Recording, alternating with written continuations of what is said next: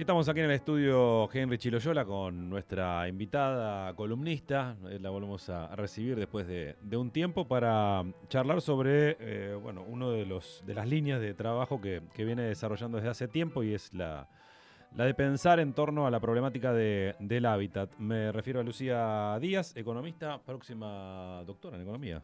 Eso en breve estaremos seguramente presentándola de esa manera. Derecho a la ciudad en riesgo. La disolución del Fondo de Integración Sociourbana, el FISU, el caso de Bahía Blanca, es un trabajo que publicó recientemente. ¿Cómo andás? ¿Cómo andan? Bien, ustedes. Bueno, gracias por acercarte nuevamente sobre este tema que yo decía, por un lado, bueno, la problemática del hábitat está siempre vigente, está discutiéndose una planificación, un ordenamiento en la ciudad. Y a su vez, a nivel nacional, en estos últimos días hemos hablado mucho de estos fondos, ¿no?, que tenían distintos financiamientos. Algunos que fueron eliminados, cerrados por el gobierno, y otros que no, sigue recaudando, pero lo usa para su propia timba. En este caso, bueno, arrancás obviamente con una mirada de la cuestión del hábitat y cómo se ha ido abordando históricamente a nivel nacional y a nivel local. ¿Con qué consideraciones? Bueno, en primer lugar, remarcar que el FISU, digamos, viene de una ley nacional que se logró, al igual que sucedió en la provincia, la ley nacional 27453 en el 2018 se aprobó, que se titula algo así como Régimen de Regularización Dominial para la Integración Sociourbana. Y remarco este concepto, ¿no?, de las políticas de integración sociourbana, que tiene como principio rector, digamos, el derecho justo a la ciudad, que va más allá del acceso meramente material a la vivienda, sino que contempla un montón de otras cuestiones, desde la infraestructura más básica hasta espacios públicos, espacios comunitarios.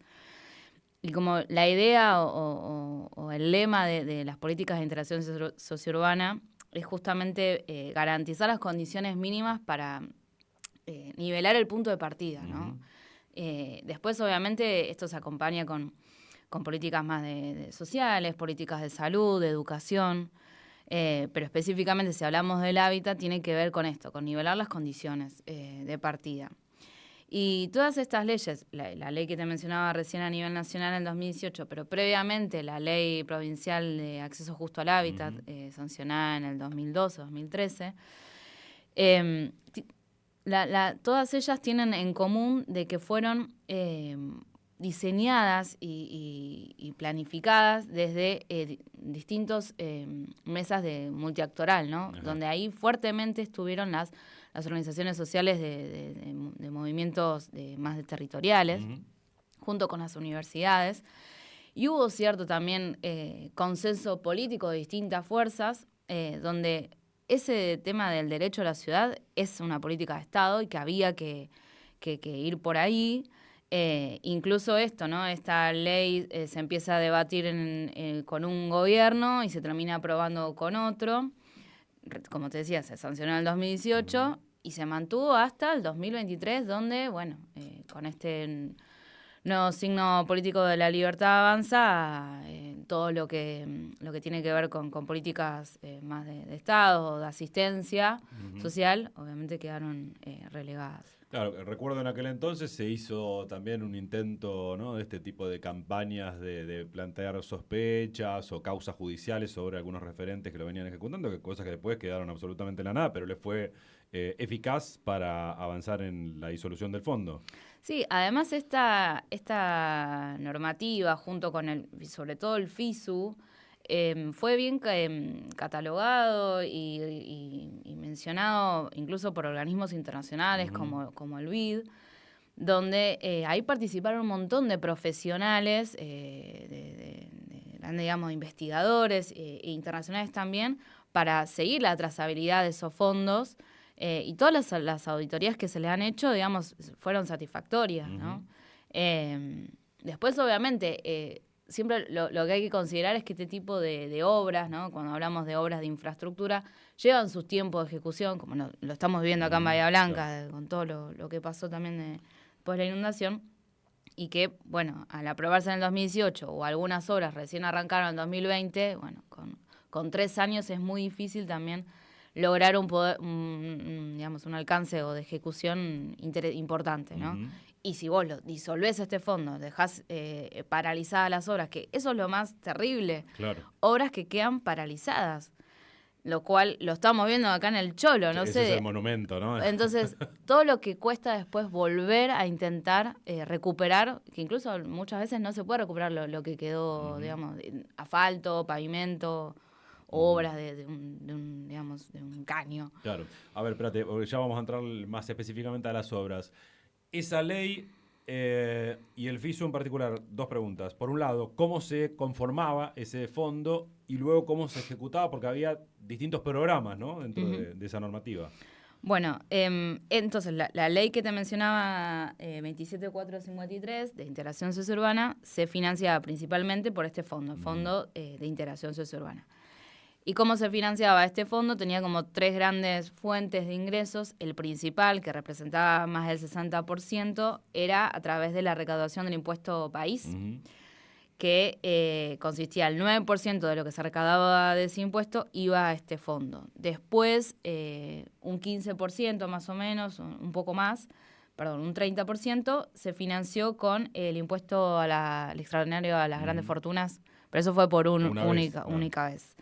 Y después, un porcentaje mínimo, menos del 10%, eran unas transferencias directas a un programa específico que era el número 53 de integración sociourbana. Eso de cómo se financiaba. Y después, dentro de lo que es esta ley, tenía como 3 ejes principales o 3 programas principales.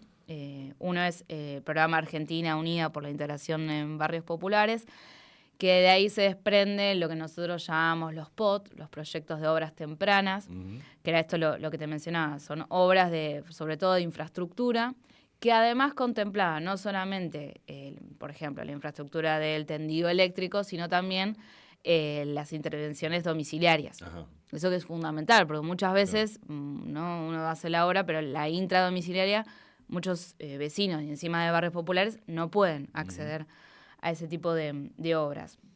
Y después estaba el programa Mi Pieza.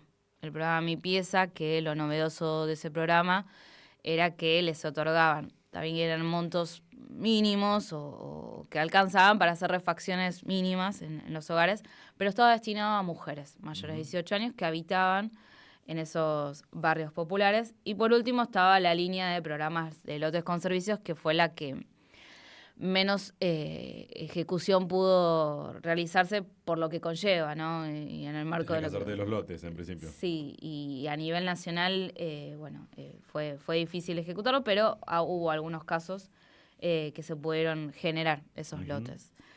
Y después, en cuanto a números, y vos me preguntabas cómo se ejecutaban estas obras. Lo novedoso también de este tipo de programas es que la mayoría de las obras estaban organizadas o coordinadas por organizaciones sociales, lo cual, digamos, generaba un vínculo entre las organizaciones sociales, el municipio, nación, que generaba trabajo en las cooperativas de trabajo, mucho más cercanía con los vecinos y cómo poder hacer esas obras que efectivamente, digamos, satisfagan la demanda de esos vecinos. Lo cual fue también a nivel, incluso internacional, destacado en ese sentido, ¿no? De cómo el rol central que tuvieron las organizaciones sociales para coordinar este tipo de programas. Y después, números como para tener alguna noción, lo que tiene que ver con obras de infraestructura, se hicieron alrededor del país más de 1.200 obras, lo cual son más de 100 barrios. Recordemos que la cantidad de barrios populares que hay en Argentina hoy rozan más de los 6.000. Pero lo que yo hice foco es que a diciembre de 2023 el 61% de las obras estaban en ejecución todavía. Claro. Entonces son todas esas obras que se discontinuaron. Después el programa Mi Pieza tuvo un importante alcance. Una de cada 5 familias que habitan barrios populares fue alcanzada por el programa. Por ahí lo que ponía un poco el ojo en la investigación que hice es que los montos que se otorgaron eran muy chicos, pequeños, ¿no? Claro. Sí. Y después, con respecto a los lotes con servicios, solamente lograron terminarse a nivel nacional 4. O sea, 4 grandes proyectos de lotes con servicios. En el 2024 el Fondo de Integración Sociourbana, en vez de representar el 9% del impuesto país, pasa al 0,3%. Claro. Y efectivamente el año pasado, en mayo, mediante el decreto 312 lo elimina. Uh-huh. ¿Qué se llegó a hacer en Bahía? Bien, en Bahía Blanca lo único que se culminó, hará así el año pasado, es las conexiones eléctricas y algunas veredas y cordón cuneta en el barrio Costa Blanca. Ajá. Y como te decía, tanto el tendido eléctrico de media tensión como las intradomiciliarias, todo eso con el acompañamiento del municipio y de las cooperativas de trabajo. Después todo el resto, más barrios, Saladero, todo quedó con un 30% más o menos de ejecución. ¿Y quedó abandonado o se pudo rearticular con municipio? Algunas cosas se están retomando con provincia, pero la gran mayoría quedó paralizado. Uh-huh. O sea, quedaron manzanas donde tienen vereda y cordón cuneta y otras manzanas donde no pueden. Bueno, y ahora pasa esto entonces de lo que queda ahí abandonado, además de lo que ya habías invertido, que muchas veces se estropea si la obra no está terminada, ¿no? Digamos, económicamente también es absurdo. Totalmente. Va a costar mucho y más quién puede asumir ese costo. El municipio no tiene los recursos como para hacerle frente. Por eso justamente la ley y este tipo de políticas se diseñaron a nivel nacional. Uh-huh.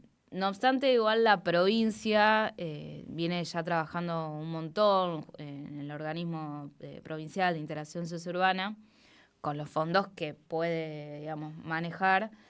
Y en ese sentido es destacable todas las obras que están llevando a cabo en Bahía Blanca en 4 barrios. Más Barrios, Tierras Argentinas, Vita y Caracol 2. Uh-huh. Los 4 están con la intervención de energía eléctrica. Después Tierras Argentinas y Más Barrios tienen un centro comunitario que ya está a punto de finalizar. Tierras Argentinas también está con la obra de agua, agua potable. Vita y Más Barrios con pavimento, que también están con un grado de ejecución importante y la verdad es destacable. ¿Y esos son fondos de provincia propios, digamos? No, recibió un préstamo del BID, con fondos del BID.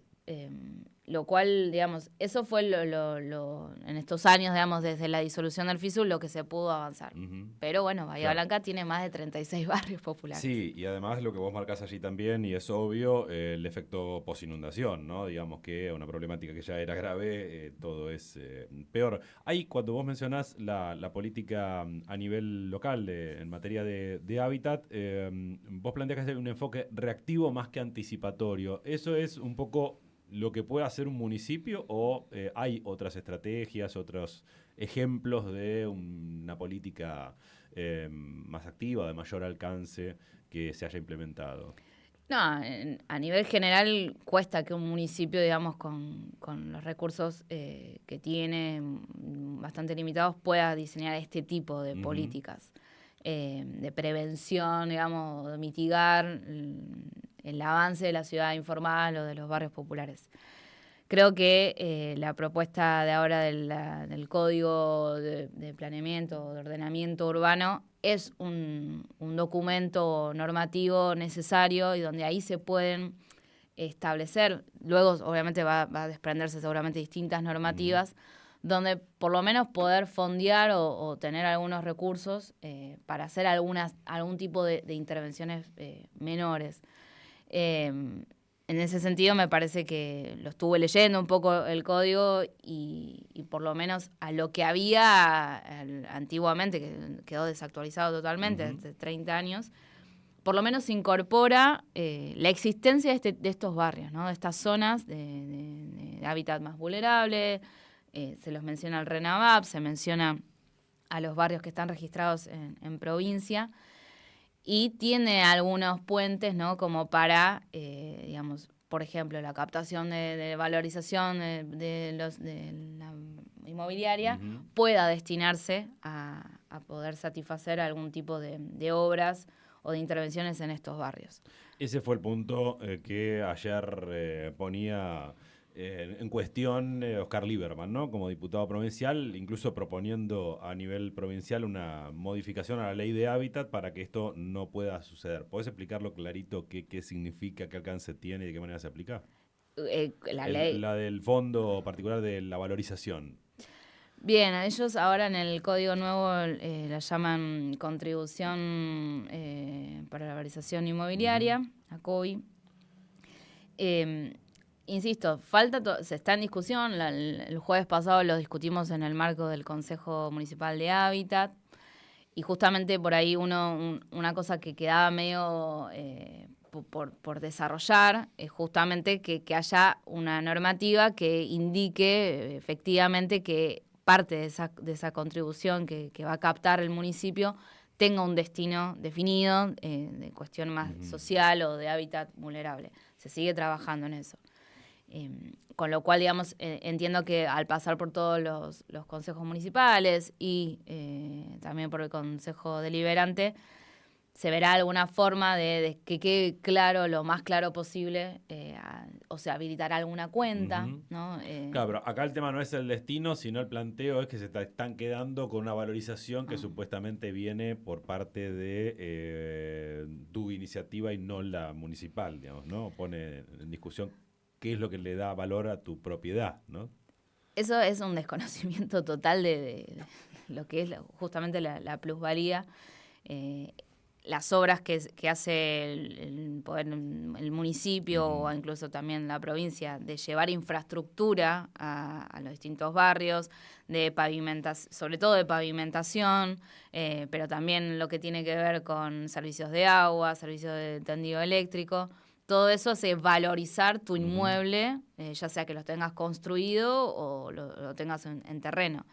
Entonces, digamos, lo que busca que esto es histórico, o sea, es un debate que a nivel internacional ya no se debate estas cuestiones, ya está incorporado de que parte de esa valorización, que es un porcentaje ínfimo a Ujú. veces, eso sí está, digamos, hay países donde lo elevan casi, no sé, a un 20%, pero por lo general siempre como mucho un 10%, Ujú.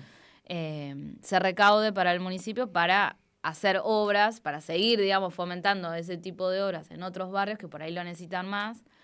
Entonces creo que la discusión iba por ese lado, Ujú. Sí, sí, de no poder ver que Claro. quién lleva, a menos que sí, bueno, esa discusión todavía no está sucediendo, digamos, el agua y el pavimento no es un acuerdo entre privados, o sea, lo Ujú. gestiona el municipio. Todavía no está sucediendo. Todavía no está sucediendo. Bueno, y esto es parte de la ley provincial también, digamos, que se está incorporando al código. Sí, Bien, bien eso ahí. Ujú. es un gran logro, sí. Ujú. ¿Y del código de ordenamiento, alguna otra cosa que hayas visto, digo, más allá de hábitat, en una mirada más general, pensando en esto del derecho a la ciudad, que es lo que vos planteás también como marco al trabajo? ¿Qué perspectiva le ves? Porque esto viene en la previa, más allá de la demora también, con una serie de encuentros donde hubo algunas instancias donde se hicieron propuestas y opiniones, no sé cuánto de eso realmente quedó plasmado o no, por lo menos entre lo que hasta ahora llegaste a leer, digamos. A mí lo que me pareció interesante, y lo escuchaba la otra vez a Singoni, y un poco lo puso en discusión ayer también Oscar, Ujú. en esos tweets, es el tema de la expansión urbana que ha tenido Bahía Blanca y bueno, en muchas investigaciones también lo hemos mencionado, ¿no? Y la poca densidad que Sí. tiene, o sea, esa característica de Bahía y lo costoso que es eso y que nos ha sido a lo largo de los años. Entonces, me parece que hay distintos programas o en realidad como lineamientos del código que justamente lo que buscan es densificar un poco la Ujú. mancha urbana y no seguir apostando a una expansión desmedida que sea mucho más costoso. Esto de poner distintos tipos de valorizaciones, ¿no? Para si vos querés seguir expandiéndote, o penalizaciones o Ujú. sanciones. Parece que eso es fundamental y que era necesario para la bahía que Ujú. viene.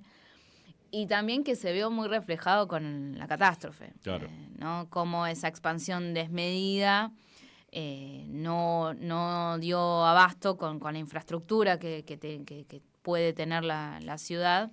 Bueno, obviamente que estamos hablando de una catástrofe que fue Ujú. extraordinaria, ¿no?